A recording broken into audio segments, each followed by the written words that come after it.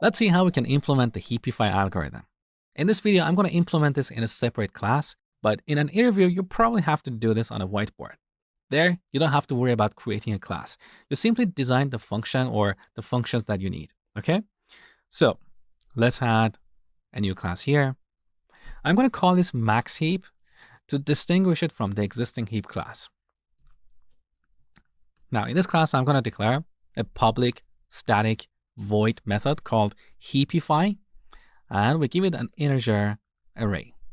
Now, the reason I made it static is because we don't need to create a new heap or max heap object. We can simply call this method by having a reference to our max heap class. Let me show you. So in our main method, we call maxheap.heapify. So because this method is static, we don't have to create a new max heap object, okay? So we call this method and give it our numbers array. Now, back to this class. In this method, we need to loop over this array, and for each item, we want to make sure that item is in the right position. Otherwise, we have to bubble it down. So a simple for loop. For I, we set it to 0. As long as it's less than the size of the array, we increment it by 1 after each iteration. Now, in each iteration, we want to heapify the item at the given index. So I'm going to declare another method. I'm going to make this private because this is implementation detail. It also has to be static, so we can call it directly from this static method. Void, we call it heapify, give it our integer array, as well as an index. This is where we're going to do most of the work. We want to make sure that the item at this index is in the right position. Otherwise, we're going to move it down. So back to our public method. In our for loop, we're going to call heapify, give it our array, and I as the index. Now let's focus on our private method. So here we need to check to see if this item is smaller than its children. If it's smaller, we need to swap it with its larger child. So here I'm going to declare a variable called larger index. And initially we set it to the same index. We're assuming the item at this index is the largest of all these three values. So the root and the left and the right children. Okay? This is just an assumption. We're going to validate this and reset the larger index if necessary. So now let's look at the left child. First, we calculate the index of the left child. So left index equals index times 2 plus 1. You have seen this before.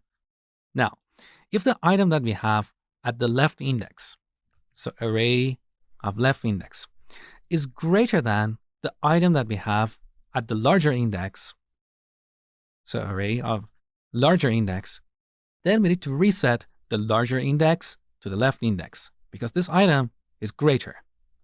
So larger index equals left index. So we made an assumption here, and we're validating our assumption on line 13. If the left child is greater, we reset the larger index to point to the left child, okay?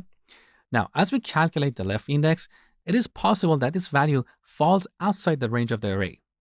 So first we need to check to see if left index is less than array the length, and then we compare these items, okay? Now, we should repeat the same step with the right child. So we calculate the index of the right child. Right index equals index times 2 plus 2. Then we check to see if this is a valid index. So if right index is less than array.length, and the item that we have at the right index is greater than the larger item, so larger index, then we have to reset the larger index to the right index. So larger index equals right index. So initially we assumed the root is the largest. Now, if the left child is larger, we reset the larger index. And subsequently, if the right child is larger, then we reset the larger index to point to the right child. All right, we have calculated the larger index. It is possible that the element we're working with is greater than both its children. So if index equals larger index, that means this item is greater than both its children. We simply return. We're not going to do anything. This item is in the right position. Otherwise, we have to swap it with this larger child. So here we need a swap method. Let's create that real quick. Private static void swap.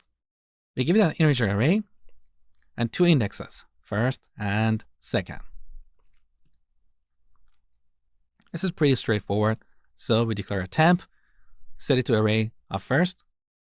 Then we copy the second item into the first item. And finally, we overwrite the second item with the temp. So back to our Heapify method.